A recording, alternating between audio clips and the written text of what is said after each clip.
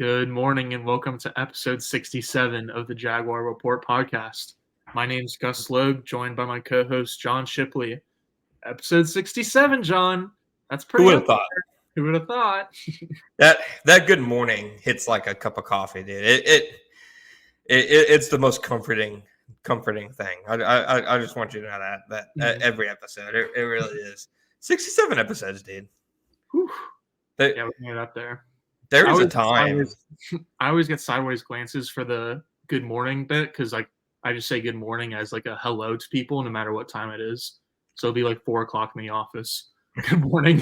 What are you talking about, man? But yeah, that's just a nice little way. It's pleasant, like you said. So I like starting off the pod with it. And 67 episodes. Whew. 67. There is definitely a time where we were like pulling teeth to even get one episode recorded. So I'm proud of us for keeping this momentum. And for the record, 98% my fault for all those times. So I got a face for radio. I'm sure it's way better. But how was your weekend off? It was good. I watched UCF get their first Big 12 victory over historic Big 12 program, the Cincinnati Bearcats. They blew a fourth quarter lead and won when the Bearcats didn't get the 2-point conversion. So that's always good. I mean, I'm just glad them and Florida State are two Florida teams who can win conference games. You know, I know it was a tough weekend for your boys. This week. Yeah, tough weekend for your boys. Yeah, I did not watch. I was on a canoe trip actually, so I wasn't even in a position to watch if I wanted to. But yeah, I did a little Deliverance type weekend getaway, so that was pretty fun. Don't say that. Have you seen that movie? I haven't even seen it, but like people keep telling me like, oh, you should watch that. I'm like, no. Like my dad said he and his buddies went on a camping trip or a canoe trip 30 years ago, and they watched the movie, and he still talks about like how messed the movie is. So I'm like, I'm not gonna watch it. People were like, ooh, Deliverance. I implore you to find another canoe movie next time you describe a canoe trip. I want you when we're done. I was slipping it in there on purpose. I wanted to see like what I got out of you. When we're done, I want you to go on Wikipedia and read the plot, and then you'll see exactly what I mean. I'll IMDb it for sure. Yeah. It's a good movie. It's a good movie. Every time I hear banjos now, I think about it. Like it's got Jack in it, right? Does it, or am I making that up? No, it's got God, is it Bruce Willis? Not Bruce Willis. Good God. Oh, sorry. Bruce Willis. Scratch everything. Burt Reynolds. That's good, though. Do you know who John Voight is? Is that a name that... It rings a bell. There you go. Okay, there you go. Yeah, no, it made me laugh, so mission accomplished. But for future reference, do not tell people that you went on Deliverance. Yeah, no. I know. I know it doesn't have a good ending. Well... No, the ending's fine. It's more so the middle. It doesn't have a good ending for some members of the trip, maybe. Yeah. I mean, since you missed the Gators game, you could have just, drilled some holes in the bottom of your canoe. It would have been same thing. I prefer not to talk about it. I pretend I don't see it. Yeah, that's good stuff. Otherwise, it was pretty good. Sunday was good. I enjoyed watching the games until about 4:15 hit. And my entire timeline was people just going crazy over – not crazy over C.J. Stroud, which he had an amazing game. He, in my opinion, has had one of the best rookie – like, to me, like, rookie years is like RG3, Justin Herbert, Andrew Luck, and C.J. Stroud right now. Honestly. Cam Newton was another one. Yeah. Cam, of course. But the amount of people who were working themselves up in a tizzy about – one, the debate between him and Trevor Lawrence, and then two, being upset that people are having a debate between him and Trevor Lawrence. That was, God, man. If I wasn't terminally online, I would have logged off, but I can never log off. I was going to do so. I instead just focused my energy on talking about how much better he is than Bryce Young. Yeah, I've talked so much crap about Bryce Young. He's going to put up like 350 and 3 touchdowns when they play. And Panthers Twitter's going to be on my ass. I thought about giving like the Panthers a win there in like my preseason or like when the schedule originally came out. I was like, I don't know, the Panthers could be like a little interesting by the end of the year. So I ended up not giving them like the underdog W. or the Yeah. sneaky W, but like I was close to thinking it. And now at this point, it's like they just got their first win of the season, and then Bryce threw 3 picks, and he's not grown any. So Literally. Quite literally hasn't grown in right. years. Well, The CJ thing, you kind of nailed it. Like he definitely deserves flowers, but then like when you bring up Lawrence in comparison, like it's a little ridiculous. Like I thought it was notable how you said like people weren't freaking out about CJ Stroud until 4:15 p.m. Like the first half of the game was like he didn't have a bad first half, but wasn't like a lights out first half either. So like I don't know. nobody was telling me to rank the AFC South quarterbacks a week earlier when he threw for like 150 yards. And that's not a knock on him. It just shows you that everybody's brain when it comes to football season is like a little hamster on a wheel, and it goes week to week, to week to week. And Trevor throwing 9 touchdowns. He has fewer touchdown passes than Josh Dobbs this year. Did not know that. But I mean, he had 9, so that wouldn't have surprised me. Yeah, so that certainly hasn't helped the case. So I implore the Jaguars to throw more touchdown passes, not because it would help them be successful, but to ease my mentions. Absolutely. I second that. That's all I don't care if they lose the rest of your games. Throw touchdowns so I can stop arguing with people online. But speaking of the Jags, big news. Obviously, last week was the trade deadline. Ezra Cleveland. I got up on my soapbox. I called Walker Little. Yeah, Walker Little a loser of the trade. I called him the biggest loser of the trade. And then Doug Peterson just goes ahead and gives me an atomic wedgie and puts me in a dumpster and flips it over on top of my head. Tells me to get the hell out of here. I've been owned. I feel like I've tweeted that I've been owned like 10 times in the last 2 weeks. So I should probably just cool it with the proclamations. But Walker Little, Jaguar starting left guard. Doug was pretty emphatic about it too. Like he went as far like to even call like Ezra the backup on several points. And he said that Walker, had of course earned it. And that's what they envisioned when Cam first got suspended. He said he liked what they saw when Walker was at left guard, all 11 snaps or so of it. But I'm surprised. I thought Ezra would start right away, but maybe in my mind, like if Little started against San Francisco, Doug would just be like, yeah, we're getting Ezra back up to speed. We'll keep evaluating. And then you would see Ezra the next game. I'm surprised. I've been thoroughly owned, and I will take the L on that. Yeah, there you go. Have you been Baalke balled or just owned? There's a universe where they make their moves just to make me look like an idiot. And at press conferences, they just point at me and go, you've been Baalke ball. One of the many subplots of just like the sitcom that should be Jaguars media. If Trent ever like says to me, I've been Baalke balled, I would never criticize anything he did. He could pick another running back in the 3rd round, and I would zip my lips. But it was that, and it was like the middle of the field thing when I said, whoa, they're already throwing to the middle of the field with Christian and Ingram. Why didn't you do it with Ridley? And then I think you tweeted they were like an NFL low and thrown in the middle of the field. I'm like, damn it. Stop owning me. Well, last week, I don't know, or 2 weeks ago against the Steelers, like I feel like the Ridley usage was pretty encouraging. Like he just was targeted on a few digs, and I think he dropped or just didn't catch the 2 that I'm thinking of off the top of my head. But I think they did like a little bit more to get him involved over the middle of the field and like just using the middle of the field more in general, which they should, because like it's so cool that like Trevor's the kind of quarterback who's like able to hit sideline throws like every single play after play, but generally throws over the middle of the field are more efficient, and he's got the height to do so. Usually like shorter quarterbacks or like the biggest obstacle for a lot of quarterbacks is just height, because they can't see over the offensive lineman and throw over the middle of the field.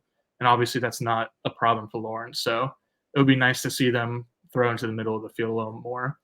And then in terms of Ezra, like in your defense, maybe they didn't have like an absolute plan of what to do. So like maybe the plan was initially to start Ezra, but like they just like weren't 100% committed to it. And then like once Ezra got in the building and they saw like how caught up he was with their scheme, and then like once Little got back in the building and they saw like where his knee was at, like maybe then they like made a firm decision, and then that's why like Doug came out like almost fiery on Monday, like stating that Walker Little is going to be the starting left guard. But like the only thing we got from Doug last week or anyone from the team last week was his appearance on the Pat McAfee show.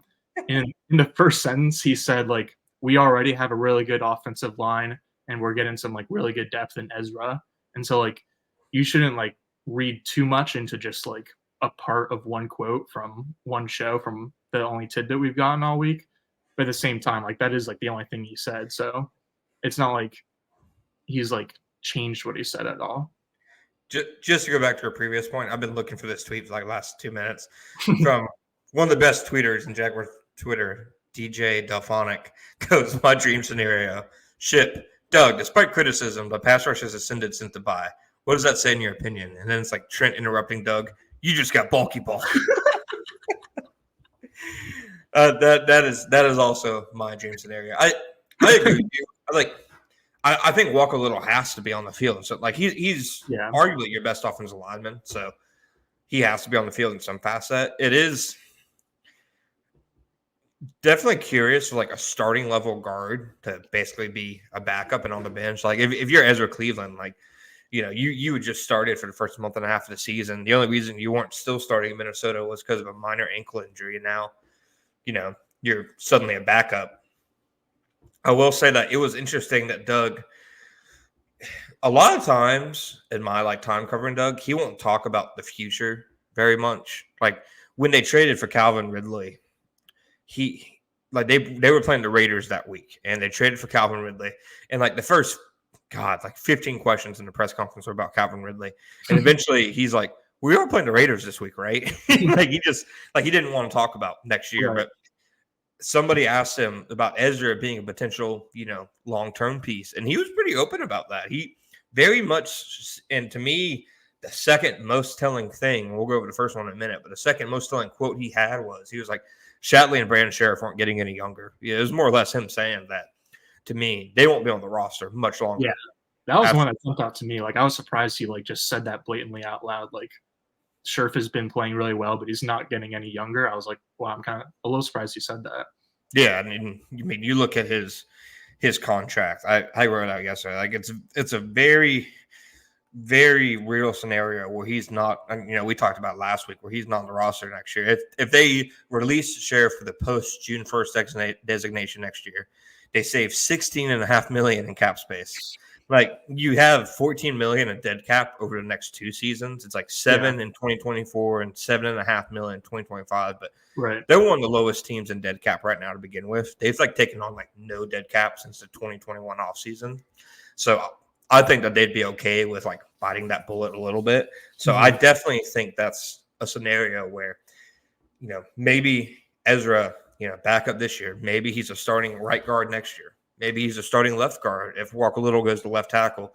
Cam Robinson's another guy who, you know, they're looking to free up some money for extensions and whatnot. Cam Robinson's another contract that, you know, could save them a good bit of money. So a very real scenario, I think, where you see Cleveland start at one of the 2 guard spots next year, if, of course, you can convince him to stay, because, like, he's only on the roster for, like, 9 more games plus, you know, the playoffs. After that, he's free to sign anywhere else, and you're not franchise tagging Ezra Cleveland. So if I very easily could see, like, them having kind of like a handshake deal, basically, where it's like, you know, stick it out with us through this season, tough it out.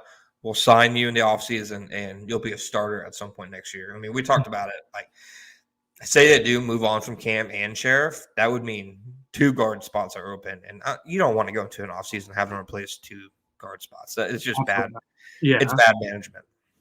Totally. Yeah, I was thinking, like, if they really do go into the offseason, like, with 2 guards, you almost, like, 2 guard spots open, you kind of, like, pigeonhole yourself and, like, you kind of force yourself to sign at least 1, because if you don't do that, then you're going to, like, force yourself to take 1 in the draft. And, like, I feel like that's the thing that Baalke hates most. Like, he preaches about, like, value and, like, taking, like, going value over needs. And, like, they definitely, like, very much have guys, but they have guys, like, in specific value slots kind of in the draft. So like they would never want to be in a spot where they feel like they have to reach on a position.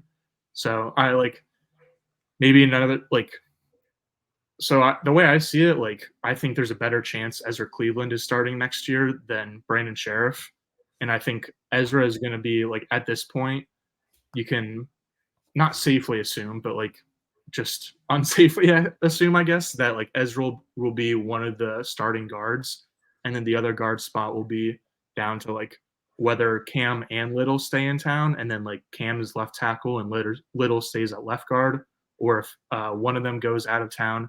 So that means that the other one would be the blindside protector, and then you still have that guard spot to fill. So Yeah. there's been a lot of moving pieces around the offensive line there. And I mean, Definitely it does be. definitely improve their depth. Like, say Cam or Anton gets hurt, Walker can move from left guard to a tackle spot. And then instead of playing Tyler Shatley or Ben Barch, you have a starting level guard that you can plug in there. Brandon Sheriff, of course, has dealt with ankle injuries. Here's my question to you. Say they can't re-sign Cleveland. You know, like you can't strap them to a chair and, force them to sign a contract. Is that a bad trade to you? You trade a 6-round pick for a 9-game backup guard? No, because like if he's like signing with a different team, then you would assume that it's like for a bigger contract than Jacksonville is willing to match. And then like if he's signing a relatively sizable contract, then you're going to get a comp pick pack, which will probably be anywhere from like a 4th to a 7th. Like most likely it'll be a 6th, and then it's basically like splitting even for a half season rental. So that's true. Where things stand now, like after the dust settled kind of from the trade, it definitely seems like as much of a win as we initially thought. I can't imagine he's going to cost that much either. Like the NFL saw his value as a 6-round pick at most, and I know him being in a contract year factors into that, but I feel like if the NFL, like other teams, are like super, super high on him, somebody would have made, a higher offer. Right. And now that he's going to be depth, like he's going to be like hidden from other NFL teams to like show that he's like going to be able to prove a lot to be worth a big contract. So like that value probably isn't going to change if he's just going to be on the bench the rest of the season. 100%. The other thing that Doug said yesterday that really caught my eye was, let's see, he goes, anytime you can add depth and add value, you can add a talent like Ezra to our offensive line, really any position. It's something that Trent and I and the guys looked at hard. Definitely a lot of scenarios out there. You look at pass rushers, maybe even defensive backs. You look at O-linemen, and Ezra is somebody that can come in and really provide the necessary backup guard. Maybe I'm galaxy branding that. To me, that's more or less him saying that. Like, they kick the tires on pass rushers and defensive backs, which I think we both said in our pre-trade deadline podcast that those are probably like offensive line, secondary, and pass rusher, the 3 spots they're going to look at. So while I've been owned about the Walker Little Ezra thing, I haven't been owned about the pass rusher, because between that and the Adam Schefter report that the Jags called about Brian Burns, like he wasn't saying the Jaguars were close to a deal for Brian Burns and it fell apart. No, it's very commonplace at the trade deadline for teams to call. And basically how it's been said to me is anybody is tradable in the NFL other than franchise quarterbacks. So like, teams are going to call about all kinds of dudes. And Schefter made it clear that none of those conversations went far. But if they weren't looking for pass rushers, why are you even picking up the phone? So I'm anybody that comes to me and says they weren't looking that hard at pass rushers, I was overreacting, they like what they have. No, you're crazy. I'm not crazy. You're crazy. I'm not crazy. That to me was pretty telling. Like especially from Doug. Doug normally is he's not going to give you pretty much anything in a press conference. No. So for him to pull back the curtain a little bit, I thought was interesting. Totally. I feel like did he say something? I feel like he said something before the deadline happened about we might check out a couple other positions, or just a few different types of positions. And I don't know if he specified in a media availability, but he's given a couple of hints, I feel like, in the past couple of pressers. And like you said, he's very much so kind of focus on just our opponent and what's right in front of us, rather than all these hypotheticals that we kind of like to throw around his head. But Yeah, I agree with you. Those were two both really telling quotes. Like they definitely are interested in bolstering their pass rush. Absolutely. So that's all we got. That's all I got on the Ezra talk for now. We've now had a podcast and a half dedicated to evidently a backup left guard. So that is where I draw my line in the sand. Mhm. You got anything else? No, let's do some midseason awards. But only after we take a short break for our ads. All right, guys. Midseason awards. I love superlatives. I love them, dude. It's the perfect narrative pushing Right. kind of thing that really just gets my gears going. So Just plug and chug, baby. It's fun. yeah, it's a lot easier when they're 6-2 too. I Mm. remember doing midseason awards during the Urban year. It's like Marvin Jones, offensive player of the year. Yeah. Hey, at least there was more rookies to choose from. That was kind of like the tough part of this one. What do you mean? It's a 13-player draft class. We got a baker's dozen to pick from. All right, let's not get too far ahead of ourselves. Start out with team MVP. With the best from the top. I'm going with Josh Allen. He's been one of the probably 6 or 7 best pass rushers in the NFL this year. He's like their pass rush without him is literally anemic. And just with the style of defense that they play and with the leads that they've been playing with, their defense would look so much different without him. He's taken a big jump. He was I think 6th in pressures a year ago, but he was like 29th in win rate. Now he's top 10 in both. Mm-hmm. Plus the sacks are finally meeting the pressures that he's always gotten. I think Allen's been the best player on the team this year. I agree with that. I thought the quarterback and the running back both had cases for the award, but the defense has just been the story of the season so far for the Jags. And so I thought it was you can't not give it to the best player on the defense, who's also been the best player on the team in general. So definitely agree with you that Josh Allen deserves team MVP through 9 weeks. That made me think of whenever Urban talked about James Robinson, he'd say James the running back. James the running back. James the running back. Oh man, those pressures are something else. Yeah, sometimes I miss them. Mm-hmm. No, I don't. Yeah, so we're both in agreement. I think Allen's been pretty easily their best player this year, and I mean, I posted some stats yesterday comparing him, Rashawn Gary, and Montez Sweat, like their pressures, sacks, pass rush win rate, tackles for loss, and run stop percentage, just to show their impact versus the run, the pass, and he's pretty easily been the most productive of the three in terms of his entire game, run and pass. So I think it's time to back up the Brinks truck for him. I've seen a lot of fans tell me they're surprised it didn't happen during the bye week or they think it'll happen soon. I can confidently say, and this isn't just me guessing, this is a little bit of saucing in there, that no, they're no steps toward a contract to this point have been taken. So I wouldn't expect anything like that during the season, but he has more than certainly earned it. Totally. I feel like you've been consistent with that message, going back for months now, through last offseason. I was asking you about that. You're not in season. It's just not but this time I'm not wrong. But yeah, no, this time. I know this. This time I'm right. He's going to sign a contract tomorrow, dude. I'm just going to stop saying things. If assuming he signs a long-term deal this offseason, or just whenever he signs a long-term deal, it's 100% going to go over $100 million, because Gary got 4 years for $94 million, and then Sweat got 4 years for $98 million. And so it's the same thing as the quarterback market that we saw in the offseason, where they just take turns one-upping each other. So whoever it is, regardless of if it's Josh Allen or someone on another team, whoever signs the next big contract is going to get $100 million. So I saw a great take on this, and it made me come up with this analogy. Somebody was like, this is just Ryan Poles' version of Baalke giving Christian Kirk that contract and just blowing up the market because, basically because he could. So Montez Sweat is the Christian Kirk as Josh Allen is the Tyreek Hill. The price of the brick has gone up. Say that one more time. Yeah. Get Baalke bald, buddy. Yeah. Is Montez Sweat is Christian Kirk. right. Same way that how does that Josh Allen is Tyreek Hill. Tyreek basically, once he saw Christian Kirk get paid, like his price went way up. And I think Josh Allen's the same way. Once a team is giving Montez Sweat that contract, Josh Allen's that price is going up, man.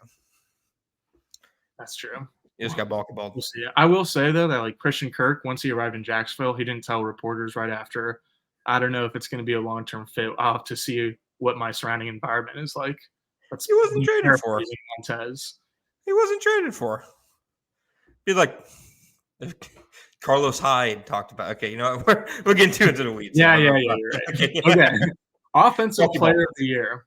I have, like I said, I thought like Lawrence and Etienne were kind of like could be neck and neck for the awards, but I went with Travis Etienne. Yeah, I probably would too, and it's not for the reason people think. One, I think he's done a great job of limiting his turnovers that he had a big problem with. Like they had a couple games last year, like the Giants game specifically, that they literally lost because of his fumbles. Mm-hmm. Whereas this year, even though he's getting an increased volume and snap count, he's not really putting the ball on the ground at all. I think he's gotten much better as a receiver this year. I think he's gotten better in pass pro. He's just been a better all-around back. I will say, I think the numbers are a little funny. Doug said it yesterday when he was asked about Trevor's touchdown total. He's like, we've been running the ball pretty good. And I was like, no, you have not at all. Like they're one of the worst running teams in the NFL. Like just like look at any metric you want. Like they just like their entire running game has been like a dozen or so rushes of like -1 to 2 yards, and then Etienne will break out for a super long run. But those super long runs, those explosive touchdowns he's gotten, has helped them build some of these leads, has helped them get out so many funks. So just because he's been like a reliable safety valve for the offense, I go with him. I think Trevor, you can make a good argument for him. I think you can make an argument for Kirk. I also think you can make an argument for Evan Ingram, which is very funny considering he has 0 touchdowns this year. But I still think you can make an argument for him. Yeah, no, I think you can definitely make an argument. Kirk is definitely a good one that I like didn't really think of at all, but I feel like I should have because I think like obviously he's had like some like spike weeks and some non-spike weeks, like depending on the matchup. Like you and I have kind of like nailed down like when it's going to be a Ridley week versus a Kirk week, but like he's always stepped up like when the ball is thrown to him. So I think he definitely has a case. And then like I hate that like Lawrence is getting like flack online for being like a game manager and like not being as good as his like draft pedigree and all this stuff because he's really just like doing what the coaches are asking him of and like telling him to do. Plus, like this point's been made plenty of times on Twitter, but like the defense has been playing so lights out that like Lawrence doesn't really have to do a whole lot in the second halves. So hopefully that narrative will go away once, like as you said, like the Etienne touchdowns and Lawrence touchdowns like even themselves out over the second half of the season. But like I don't know, Etienne leads the league in carries per game, and he was leading the league in total carries up until the Jags bye. And like obviously the like there would be a huge drop off for either starting position at quarterback or running back, but I just feel like they've like relied a little bit more on Etienne through like the specific 2-week stretch to start the season. Yeah, I'm with you. I definitely think it's a fair argument to make. It's this ETN season's so weird because like I feel like he deserves his flowers and everything he's getting because he's forcing a ton of missed tackles. He's been really good yards after contact, but the running game still sucks. It definitely like, and that to me, when you're doing all that, that's definitely an offensive line issue and not a Travis Etienne issue. So it's been a very weird season for the offense. Well, if Walker Little starts against the Niners, then it'll be if he starts and finishes the game, then it'll be the first full game of the year of a lineup of Cam Robinson, Walker Little, Luke Fortner, Brandon Sheriff, Anton Harrison. So like I don't like it, the Jags aren't going to like turn into like the best rushing team in the league or anything close to it, but they could at least like be average to above average efficiency wise, which would go a huge way for the overall offense and team if just like their offensive line gels a little bit in the second half. A good bit for you would be to go and do a film breakdown all of Walker's 11 snaps at left guard. That That'd be a great bid. would be good. Yeah, I would. All right, maybe I will. No, don't actually waste your time on that. I might. I'm definitely gonna do a article on Big Cat Country that's doing like film stuff. And so I was gonna do like some film on Ezra and like try to pull up. Like I'm gonna try to find like at least one thing where he like gets out in space and see how he does, and then like how he fails in terms of or like where he fails when he lets up pressures. But I'll make sure to do a little a little montage with some like hype music or something for little snaps. That's right. I feel like there's a disconnect too, where it's like everyone knows that like Little got that like one start, but I don't think a lot of people like realize like how little, no pun intended, he played in that game. Like it was their first drive. Yeah, it was like we barely saw anything. I mean, what we saw was impressive, sure, but it was 11 snaps. Yeah, like it was literally their first drive of the game. He got hurt on, so or maybe it was the second one. I don't know. I don't care. Don't know. All right, defensive player of the year. Like, not going to double dip with Josh Allen, obviously. I'd say Fourier. And the reason I'd say Fourier is his coverage numbers have been a lot better this year than they were last year. And I think that's been the biggest improvement in his game. I think Juzo's like the pole runner in cover 2. I think he's been outstanding. And I think he's a big reason why their pass defense has been as good as it is. Because he's always been really good against a run, but I would venture to say this has been, the best he's ever been in terms of pass coverage. Yeah, I totally agree. The Jacksonville's weakness on defense, like going back several years, was pass coverage specifically over the middle of the field because they were trotting out guys like Damian Wilson and God. I guess they started Damian Wilson on purpose because just so many Damian Wilson film memories came rushing back of him dropping into coverage. Damian Wilson and Miles Jack as a linebacker duo for a real NFL franchise. That is brutal. Yeah, man. So he's Fourier has definitely improved from last season, and like we've talked about how like Trey Herndon has been a little bit of like an unsung hero, underrated guy for the defense, and obviously like him playing nickel corner in the middle of the field is like helped the Jaguars improve. But like Herndon, Fourier, and Devin Lloyd like all kind of deserve their flowers for like helping step up middle of the field coverage. Yeah, I got some Lloyd numbers for you just to show his improvement. So his yards allowed per target has gone down from 8.2 to 4.2. His yards allowed per completion has gone down 10.6 to 7.4. His passer rating allowed when targeted has gone down from 101.7 to 77.9. His completion percentage has gone down from 77.2% to 56.7%. And his missed tackle rate has gone down from 10.9% to 7.7%. So he is just like, and literally every metric is just so much better this year. Yeah. And just like, it's nice because like on film too, it's not just that like he's like being in the right place at the right time. Like a lot of the times last year, like the Chargers interception comes to mind. And like he was like a defensive rookie of the year candidate through the first month of last year, just based on like stats alone. But like this year he has like really good stats, but also like the film backs it up in terms of like just his confidence is like night and day compared to last year. And he's like not really being directed around by Fourier anymore. So it's the eye test meets the numbers for sure. It's nice to see. Honestly though, my defensive player of the year for the Jags is Darius Williams because Fourier certainly has a case. Obviously Josh Allen would have been both of ours if he wasn't our team MVP, but like Darius Williams has just stepped up in such a big way as the full-time outside cornerback for the Jags this year. I think like a lot of times like NFL voters will just kind of like go to the stats and see like who's leading the league in like interceptions and pass deflections. And those players will end up getting a lot of all pro and like defensive player of the year votes if a cornerback has a really good season. So he's not going to be a real NFL defensive player of the year candidate, but for the Jaguars, like he's just stepped up all year, especially like after Tyson Campbell went out, he just didn't really flinch and took up big assignments, including George Pickens in the last time we saw the Jags play. So he's just been lights out all year. Yeah, no, I won't disagree with that. That's definitely a good point. I'm not disagreeing with that at all. Yeah. All right, offensive rookie of the year. This one was kind of tough. Is it? I'm just kidding. This was the easiest award that I filled out. Anton Harrison. Yeah,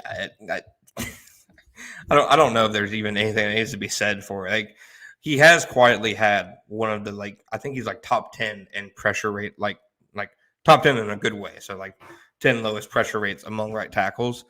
He's just super unlucky, and it seems like half his pressures are like sacks, Mhm. like a crazy clip. But I mean, I, I I personally think that he has shown what you would want to see from a young, I'd say probably raw offensive tackle in the first round. Like Right. he definitely coming from Oklahoma's offense and against the Big 12 in general wasn't a ready-made product coming out to begin with. So Mhm. I definitely think that there have been some good flashes there.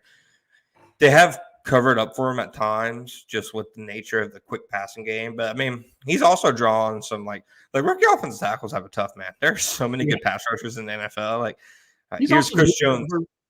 he's moving over from the left to right side, which is like so much easier said than done. It's like switching hands writing. Like it's you can't just like do it overnight. And so he like obviously had some struggles in tough matchups, like you were just saying with Chris Jones and TJ Watt, but like man, he's been impressive. Like not talking about him is like such a good thing. Yeah, We talked about him a lot to begin this season, I feel like, and like now we're still talking about like offensive line issues, but Anton's name never comes up anymore. So yeah.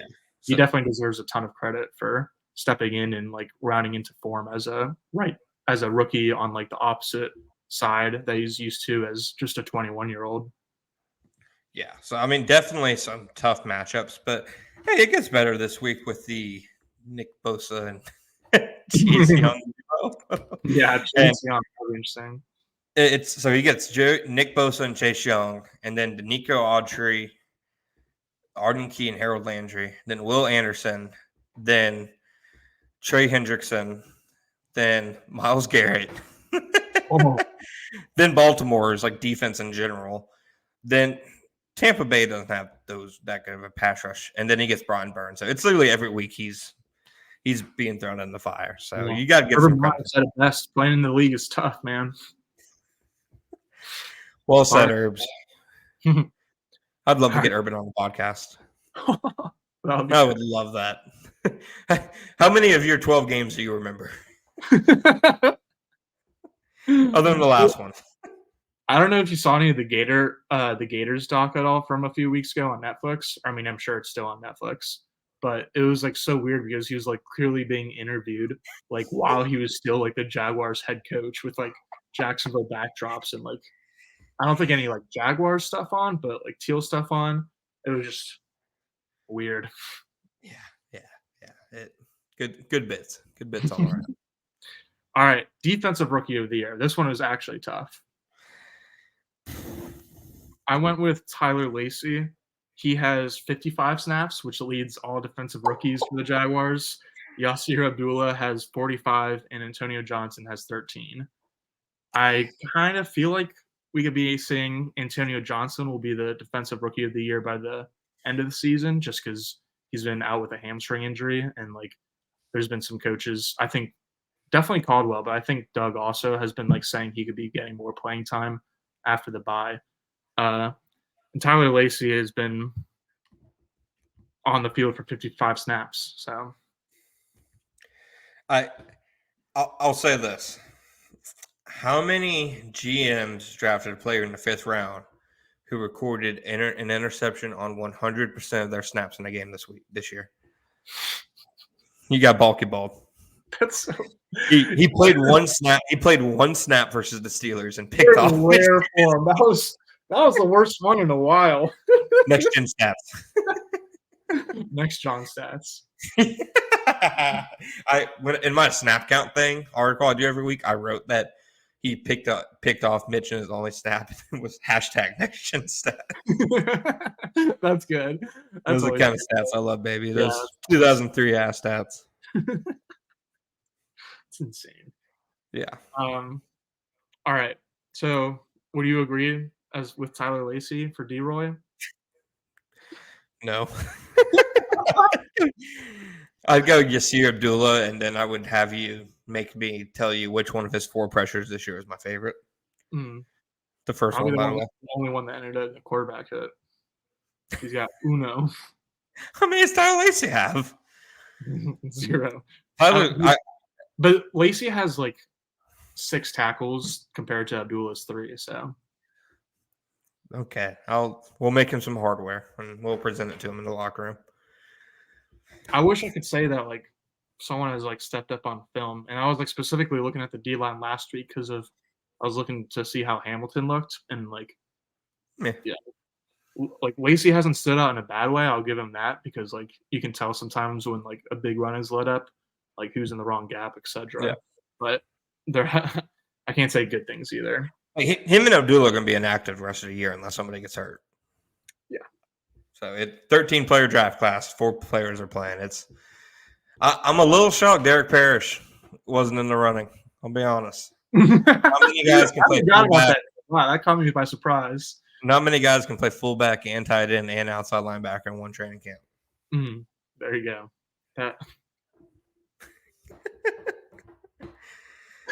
Oh man. Yeah. The one last thing I'll add before we should go off of this is that Christian Broswell could be like a name to watch in the rest of the season. Like he's another guy who probably won't be active or definitely like won't be playing unless an injury happens. But like the Jags said, they were looking into secondary help at the deadline, and so like Gregory Jr. has kind of been like a popular name with how his offseason and training camp went. But Christian Broswell is another name that like the coaches seem to like. So like just look out for him if he happens to get playing time as a rookie. I think if he wasn't hurt when Tyson got hurt, he would have started instead of Martarik Brown. There you go. Which kind of shows you in the NFL windows like for playing time open and shut pretty quickly. Yeah, it's true. Okay, coach of the year. We gave I can't talk. We gave Press some flowers last week, and Doug has been awesome. Like the Jags are 6-2 this season, and I think like 13-3 or something like that, or 13-2 in their last 15 games. But Mike Caldwell definitely gets coach of the year for me. I got 3 different ones for you. What? Shea Townsend, Brinson Buckner, and Tony Gilbert. All right, sorry for interrupting. What did you say? Tony Gilbert. Tony Gilbert, Shea Townsend, and Brinson Buckner. Okay. Buckner was another one I was thinking, but I wrote down Townsend for assistant coach of the year just because like I feel like the biggest improvement on defense has been like we were just talking about the middle of the field coverage, and then like it's pretty evident, not even just on film, but like watching the games, like how good their communication is and their chemistry as a back end unit. So I definitely think Townsend deserves some flowers as an assistant coach. Yeah, 100%. I think the whole defensive staff probably deserves some. They've like the defensive line, like in general, like they were a good run defense last year, but just the eye test this year, they're like knockback ability and their strength at the point of attack just to me is so different this year. And they're definitely playing with an edge against the run. So I think Brinson Buckner deserves a lot of credit for that. And then Tony Gilbert, man, Fourier's having a Pro Bowl year. Devin Lloyd is having a much improved year. And I think all those guys deserve it. If you're going with one of the big 4, like the 3 coordinators and Doug, though, definitely Mike Caldwell. Yeah. Gilbert's a good call out, though, because honestly, I almost like chalked up the success of the inside linebackers in Jacksonville to Mike Caldwell since he was a former linebacker and used to coach linebackers in Tampa Bay. So I wasn't really considering Gilbert at all, and I definitely should have been. So good call out. Comeback player of the year.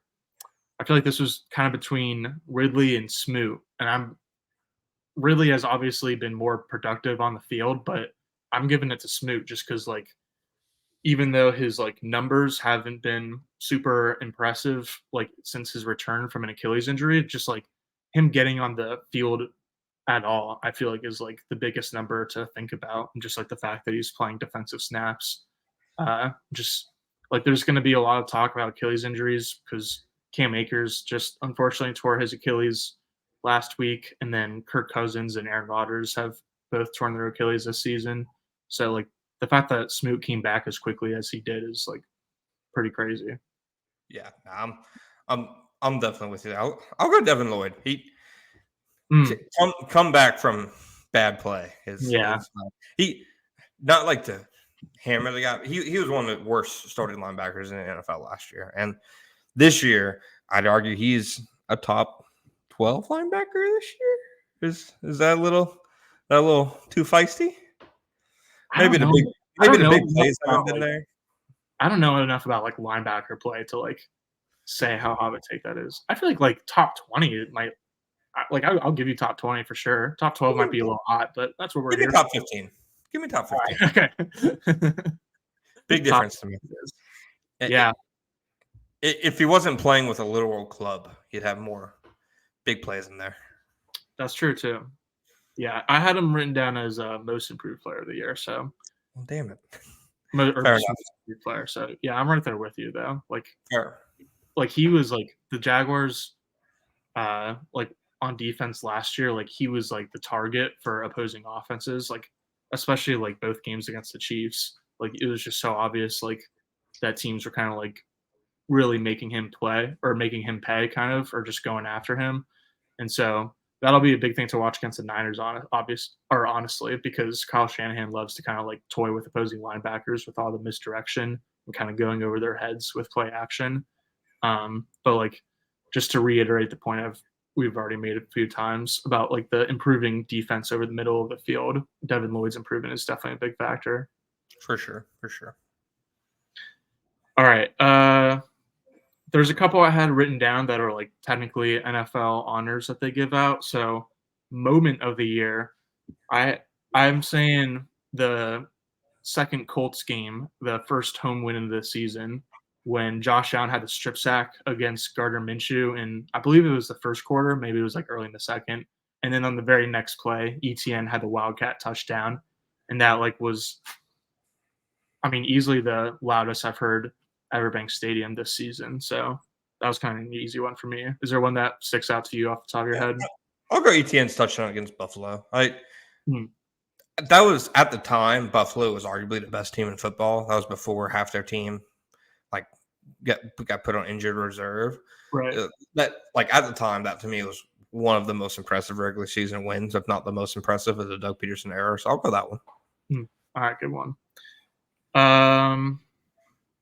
Celebration of the year, maybe the Toy Story one. Christian Kirk. Did you see it? You're talking about like the dance? No, he did a Amazon Prime delivery. Yeah, that was a good one. No, you're right. That's the winner. That was a good one. Yeah. Okay. Angry run of the year. I didn't think of a specific one, but I just feel like Evan Engram deserves this one because he had, especially like in the beginning of the year when we were kind of like talking him up about like just being such an important part of the Jaguars offense and like how angry he was running. I mean, he had a couple like big runs after the catch. I mean, the whole season, honestly, but I feel like there was a couple early in the season that really stood out. But he did have a really big one against the Steelers too, though. I'm gonna cheat. Tank Bigsby preseason run when he ran over Javon Holland. Oh, yeah. Honestly, like preseason included, that probably would be the winner. That was a pretty nice run. Yeah. All right. Most improved player, I said Devin Lloyd. Honorable mention. Trey Herndon, nice. Yeah. I was gonna say honorable mention to Foley Fatukazi because I feel like at this time last year, like we were barely talking about him at all, even though he had just signed a pretty sizable contract. But now, like, even though he's starting over or like would always start over Devon Hamilton, technically, like the Jags needed people to like step up in Ham's absence, and he's been like a critical part, if not the most critical part of their run defense. So he's been really good, especially like compared to this time last year. With you.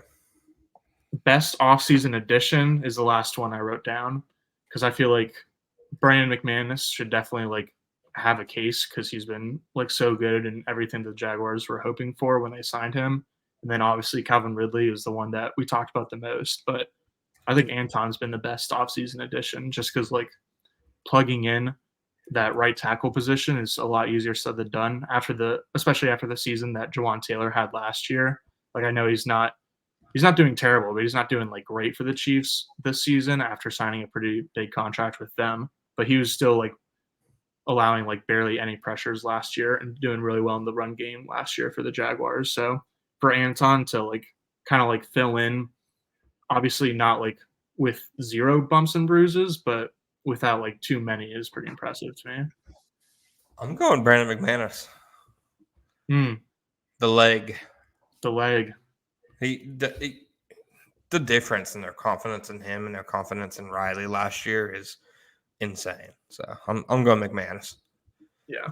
I think he's been like almost a savior of the Jags offense low key because like obviously the defense has put them into so many like good positions in terms of like field position.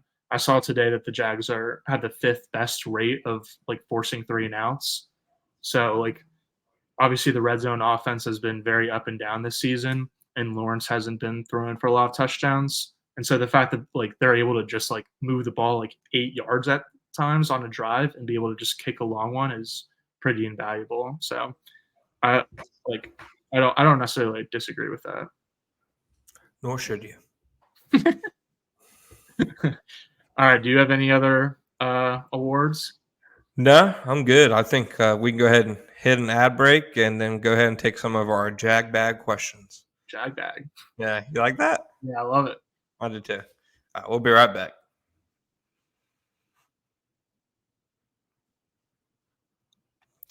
All right, guys.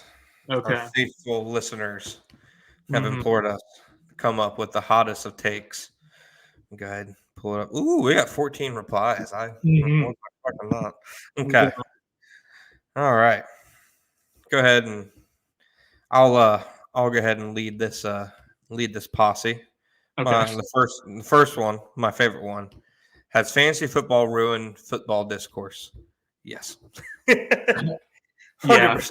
I think like fantasy almost gets like a bad rap at this point because like it does like bring so many fans to the game and it does like start a lot of conversations, and like I think like in general I might say that like fantasy is a plus, but like in terms of like specifically like what it contributes to football discourse, yeah, it's horrific. I'm on the opposite end. I want less people to like my sport. I want stay in your lanes. Don't bring your economics degrees. Personally, for me, like fantasy helped me like really stay into football after I like stopped playing in high school. So even though I'm like a lot less addicted to it now compared to when I was a high school sophomore, I don't know. I still like it. So is fantasy football the only reason that we have the show in a way? In a way, yeah. You have fantasy football to thank for me. I mean, like when I like came to you a couple summers ago to write for you, you knew me as like the dad and nerd guy, and it's because I wasn't the football guy that was in the gym through like my Division II career. So I had to get a start somehow. Well, I didn't even think about fantasy football bringing us together. So yeah, I'm totally in favor of eradicating it completely. You got me there. Yeah. Get that guy out. I was hoping you would just say yes. What do I choose? One of them I'm slipping out of. I was hoping you could just say yes, so I could just pounce, and then you started being pretty nice, and I was like, this is gonna hit. Nice. I saw you up over that. That was good. Okay, that was the first question. I do agree though that like the discourse is horrific. Yeah, like it just like sets people back, honestly, which is the worst. I'm literally saying this because I got into an argument with somebody this week who was debating me between why does Trevor Lawrence and Gardner Minshew have similar stats. Yeah, to back up your point, like he was like one of my favorite analysts because I thought he was like knew his stuff, but he's just like one of the fantasy guys that's like too deep into the spreadsheets. Like spreadsheets are like great and they help out a lot, but like you just like need context from a bunch of different areas, not just like where does Trevor Lawrence rank in adjusted net yards per attempt. Yeah, I'm with you. All right, next one. With the pass rushing talent that looks to be hitting the market, plus the calls he reportedly made last week, do you think Trent makes an aggressive move in free agency? Also, had he successfully traded for top-end talent, what do you think the plan for Trayvon was? Can you read the first question again? basically, do you think he'll make an aggressive move for a pass rusher in free agency? No, because I think like a lot of the like I feel like a big quote that I've heard from like you and other people in Jags like local media is like the price wasn't right for a pass rusher. And so like as we said like earlier in the show, like we do know that the Jaguars were interested in adding to their pass rush in some kind of way, but like I don't think that like anything is going to change from now until the offseason where they're like suddenly in a position to like make a more serious call about like Brian Burns or Daniil Hunter or like players of that caliber. Like I think they will be interested in adding to the pass rush, and I'm assuming that they will, especially after like we assumed the same thing last offseason and nothing happened. But I don't necessarily like think it's going to be a big fish. Yeah, they signed Arden Key not this last one, but 2022 to a 1 year, $7 million deal. I think that's the kind of guy they would prefer to add, honestly. And in terms of what the move would have been for Trayvon, I think you would have seen him play inside more on third down just because they're not like getting much of an interior push like on third down in general. But I very easily could have seen a scenario where Trayvon was still getting a ton of edge reps. So I don't know. It's weird. It's weird to me that they were even interested in Daniil Hunter and Brian Burns and reportedly Chase Young. So it was like because the question, what do you do with Trayvon? I don't know. I don't know what they would have done. The Brian Burns thing is like pretty interesting, but in terms of Chase Young and Daniil Hunter, I think those are both like things where they were like it was like a buy low opportunity because like Chase Young was like such a ridiculously seemed like a can't miss edge prospect coming out of Ohio State, and now it's like you just got traded for a third round pick after being selected second overall, and then like Daniil Hunter is like I mean I think he's still leading the league in sacks, but he is 30 and on like unlikely to be with the Vikings next season. And so like if they do get a big fish, it's going to be like in a situation where they're like still trying to buy low on the big fish. But like the much more likely outcome is like you said, where it's like they just buy low on like a guy like Arden Key, who is like a good rotational guy like the previous year. So then they like nab him for 1 million 1 year, 7 million. Yeah, I'm with you. So next one. Possibility of the Jags reaching out to Melvin Ingram. I mean, if they haven't yet. It's like the same thing as Uche. It's like no one traded for Josh Uche, so like you shouldn't like expect the Jaguars to or like be mad that the Jaguars didn't. It's like if no other team is signed Melvin Ingram at this point, then like why should or would the Jaguars? How old do you think Melvin Ingram is right now? 34. Yeah. Yeah. So like they're not gonna sign Melvin Ingram. Carlos Dunlap, I saw that I might be like skipping ahead because maybe he was mentioned in a comment, but like Carlos Dunlap would be like the one like old free agent that I might like actually be interested in. Also 34. There you go. All right. What's one player you would take from any previous Jaguars team and place on this one? I got a good answer for you. Malik Jackson. Ooh. Yeah, that interior pass rush, baby. He was like a key like ad right before that 2017 thing too. That he was such a good like pure like get up the field pass rusher as a 3 technique. Like his peak wasn't very long, but he could give you like 8 to 10 sacks like as a pass rushing defensive tackle. I'm going Malik.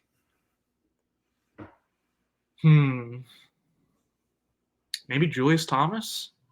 No. I'm trying to think, do they have like a really good like the split second of me being enraged. Honestly, Jimmy Smith. I think like him or Keenan McCardell, like I don't really have a strong stance on like which one would be better in like this offense or which one was better in general. But I think either of those two receivers, like them, one of those two plus Ridley as like your perimeter guys and Kirk as your slot guy, Ingram and Etienne hanging around, like that's a pretty nice little starting 5 of skill position players. Hell, dude, even if you put Allen Hurns on like this offense, you put like Park or Allen Robinson, but like, yeah, like Allen Hurns would like have a positive impact, or at least like 2016 Allen Hurns. Yeah, I'm with you. Okay. From faithful listener, friend of the show, Solly, Duval Saul. The 49ers have scored 17 points in each of the last 3 games. Will they score over or under 17 against the Fighting Mike Caldwells, a.k.a. the 85 Bears on Sunday? You heard it here first. The 49ers will score 16 points on Sunday. Don't ask me how many the Jaguars score. I'm still working that out. But 49ers will score 16. And Yeah, I will get tweets off. Just I'm just be monitoring the injury reports this week because I know Trent Williams and Deebo Samuel both missed at least the Niners' most recent game, if not more games before that. So like, I'm Trent Williams. Both of them make such a big impact that like I almost feel like I can't really like give a real answer until like I have a better feeling of whether they'll play or not. But I think like 16 is like fairly reasonable, honestly. Like Brock Purdy, like shouldn't scare anyone really, and like Deebo Samuel should scare some people, but Brock Purdy shouldn't. So I'll be surprised if they scored more than 24. I got to take. Okay. The Jaguars would be more likely to lose to Sam Darnold. Yeah, I was trying to think of a good Darnold take after that seeing Ghost game. That'll be interesting. That's right. Okay. Next question. With Walker / Ezra starting at left guard, do you think Press will call plays a little more aggressively and start to push down the field more? I think so. Like maybe a few more shots here and there. But I also think a part of that isn't even the offensive line. It's the fact that they don't have another guy across from Ridley. Yeah, it's like you could do like 12 and 13 personnel where like your only receivers on the field are like Christian Kirk and or Calvin Ridley. But a lot of the times it's like with Zay Jones out, like who are you going to call a lot of like deep shots to? Yeah. Because like he was like, even though like Ridley is obviously like a big intermediate and deep threat, like he hasn't really caught like any. He's caught plenty of like 20+ yard balls, but he hasn't really caught any like 35+ yard balls. I feel like if there was like one player who would be doing that, it would be Zay Jones. I feel like he was like also that guy for them last year. So like I do think that there will be a slight uptick in like downfield passing with better pass protection, like with Walker Little back in the lineup. But like I think like they need Walker Little and Zay Jones in the starting lineup to like really be looking like a top tier offense. Yeah, I'm definitely with you. Okay, next question. Has the Jaguars' window or margin for error shrunk given the quarterbacks in the rest of the division? I mean, I think they're just so far ahead already of where the Titans and Colts are in terms of franchises, like in their builds and trajectory.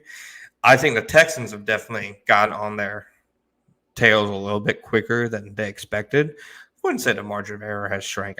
I'll just openly say it. I think Anthony Richardson rules. I perfectly expect the Colts to ruin him. I have zero confidence in him with him. I just don't. Yeah. It is kind of like cool how in one division there's like 4 potential franchise quarterbacks, and like even if like it's too early to call like Levis and AR and even Stroud like a true franchise quarterback, like they have like 4 of like the top 10 arms in the league at a minimum, which is like pretty sweet. I mean, it's like unfortunate for the Jaguars obviously, but like I'm with you. Like they, especially like for this current season, they have like a little bit of an edge on every other team, even though they did like lose one of their 2 games to the Texans. Like I like it's definitely Jacksonville's division to lose this season, and then like going in the future, like we'll see. Like certainly the Texans and Stroud look dangerous, and then like I agree with you that AR is awesome, but like I don't know, it's still very early. Yeah, no, I'm with you. All right, next question. Player on the reserve list or practice squad most likely to make an impact this year? Cooper Hodges? Yeah. No. I love that one. I don't think he sees the field now. Christian Braswell. Okay, good one. Okay, I'll amend my like the Hodges one to like he's like a future guy that you could see an impact from. Like Yeah. I think there's like a non-zero chance that like he's like a starting guard for them next year. Yeah, I would agree with that. All right. Here's one. How many GMs would you take over Baalke? And I'm gonna read you like a list of NFL GMs, and you basically say Baalke or not. Okay. Okay. Okay. Ziegler gets fired, obviously. Joe Schoen with the Giants. Baalke clears. Okay. Ryan Poles. Christ. Baalke clears. Yep. Monty Ossenfort. Don't have a take on. Omar Khan. He didn't pick Kenny Pickett, so but I'd say Baalke still probably clears right now. Rand Carthon with the Titans. Baalke clears. Quessy. Baalke clears. I don't care. I look at his drafts, dude. George Patton, the most overrated GM in football, clears. Nick Caserio, I think Baalke clears. He's had a million picks, and that's why they have some talented players on their roster. But like, as much as I love Will Anderson, that process still obviously sucked. Scott Fitterer with the Panthers, the rare distinction of being the only GM who has lost a trade to Ryan Poles. So he wow, that's a good point. He's terrible, dude. He is.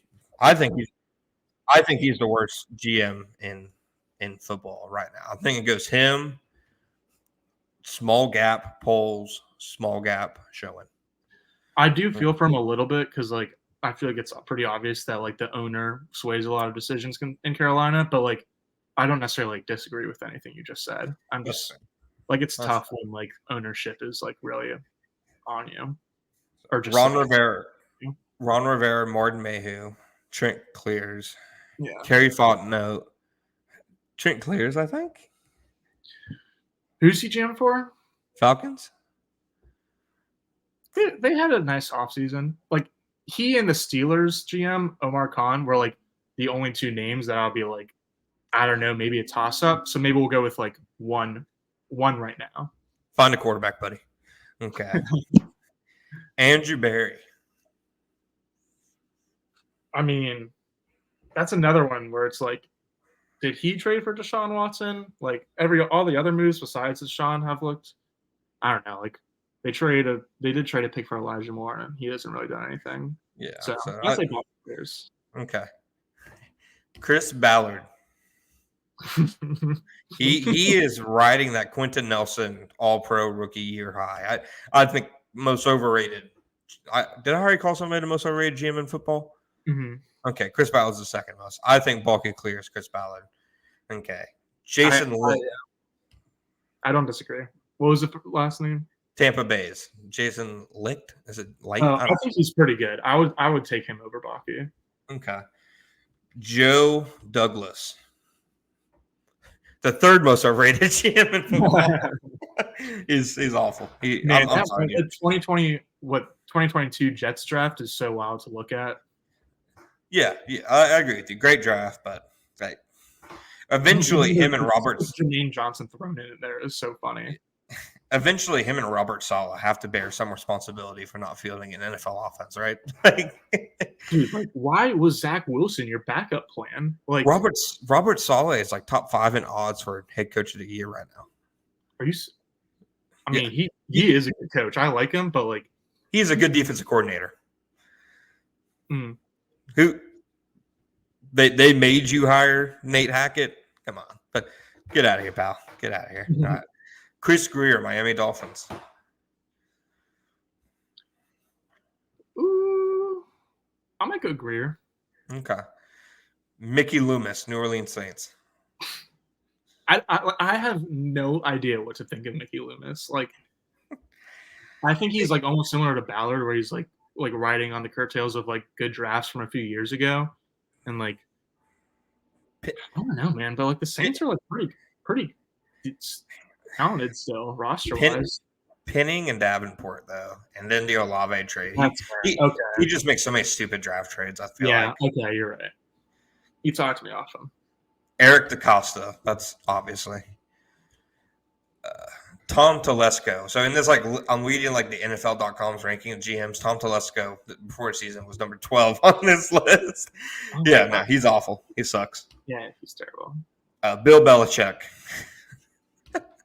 Don't do it. Don't. Bill, you've been Baalke ball. No.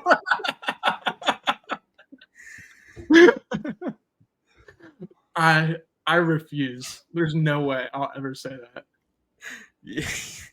Even as a bit, even as a joke, I will not be caught on air saying that I'd rather have Trent Baalke over Bill Belichick. As a GM, we're not talking about the head coach. We're talking about the GM. I don't care. I understand your point entirely. I don't care. Was it the Tyquan Thornton pick? Is that what is selling you at the moment? Pretty much. Yeah. Okay. Good job, pal. All right. Jerry Jones. Let's just say the Cowboys. Let's just say the Cowboys. I'd take the Cowboys over Baalke, right? Actually, yeah. I guess I was just I thought Jerry Jones and I laughed, but no. In terms of Cowboys, yeah. They hit in the draft. Outside of Taco and probably Mazzy, I don't know how you say it, the bad nose tackle they took, they're really consistent in the first round. John Snyder. Seahawks, right? Mm-hmm. He's been pretty good. If you asked me 2 years ago, then I feel like he hadn't really done anything recently, but Snyder's solid. The Packers GM. Gutenheimer. Gutenkust. They stink. Their roster stinks. Yeah, I had higher expectations for them this season, but they took Stephen Hill in the second round and made Packers fans think he was good. So no. Have we been counting? What are we at? 4-ish? I thought you were counting. Oh, I think we're at probably 7. Okay, yeah. Okay, Brad Holmes. I would take Brad Holmes. Yeah, Brad seems good. Here's a toughie. Les Snead. Yeah, I think they draft fairly well. I think that was an smaller story than it should have been for their Super Bowl one, is because obviously they traded for Von Miller, traded for or picked up Odell, whatever they did for him, and obviously traded for Jalen Ramsey. It made all these huge moves to go on a Super Bowl run, but it was not a stars and scrubs roster because their scrubs were actually rookies who were performing pretty well. So that's good. Good point. I think Les Snead clears there. All right, so let's go ahead and say we're at 9. Okay. The 49ers, John Lynch / Kyle Shanahan. I would say I'd rather have John Lynch, but not Kyle Shanahan. No. Au contraire, my friend. I'd still probably take both of them. Shanahan makes some iffy decisions, not just the Lance thing, but I mean, there's been a couple running backs that they took early. What's that guy from Ohio State? I remember everyone being so obsessed with that Sermon guy, and they paid Jerick McKinnon $1 billion a few years ago, and then he did get hurt before signing with the Chiefs, but Shanahan makes some interesting decisions personnel wise. Yeah, they have the same hit rate on running backs that Baalke does in the draft, definitely. Right. Brandon Beane. Yeah, Beane seems like a good GM. Okay, so that's 10. No, well, that's 11. Yeah. Duke Tobin. 4. Cincinnati. Oh yeah, I would take him. Yeah, so all right, that's 12. And then Brett Veach. Yeah, you gotta. He people kill him for the wide receiver stuff, which I get, but he's drafted really well otherwise. And as we're about to see with the Jaguars over the next couple of years, managing a roster as you're transitioning from rookie quarterback contract to mega superstar quarterback contract is a lot easier said than done. So for sure. Yeah. All right. And then Howie, that doesn't even need to be said. So I think it's safe to say Baalke's the 16th or 17th best GM in football. Okay, yeah. Yeah, there you go. Yeah. I'm glad we did that. Yeah, that's a good exercise. Is there a half-season vet out there that makes sense for the Jaguars to add?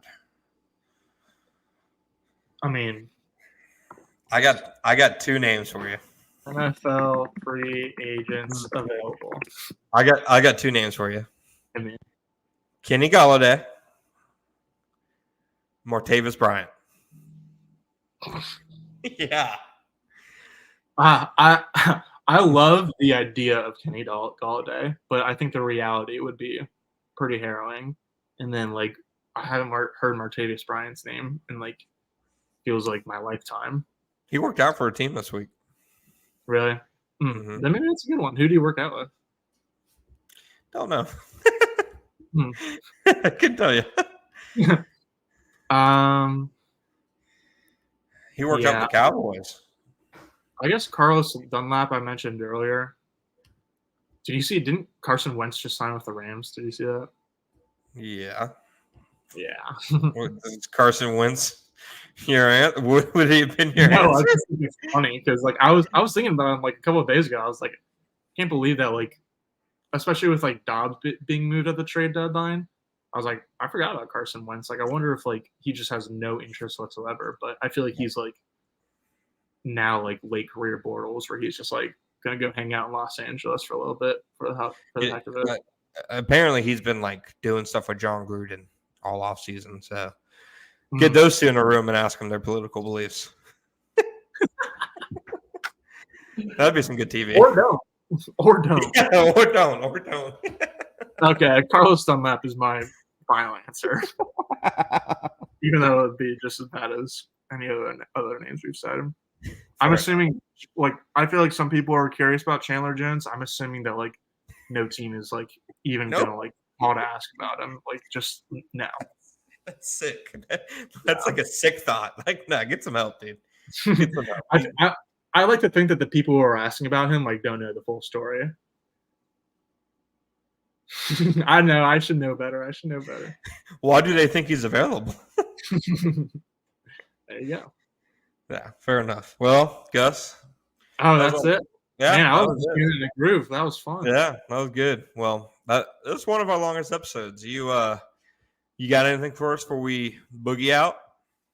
No, I've got some good numbers for the Niners game, but I'll save that for our later in the week pod. Yeah, we'll be back later in the week on Friday at some point to preview Jaguars versus Fighting Brock Purdy's. But until then, John Shipley, my co-host Gus Loeb, thank you guys for joining us, and we will be back next time.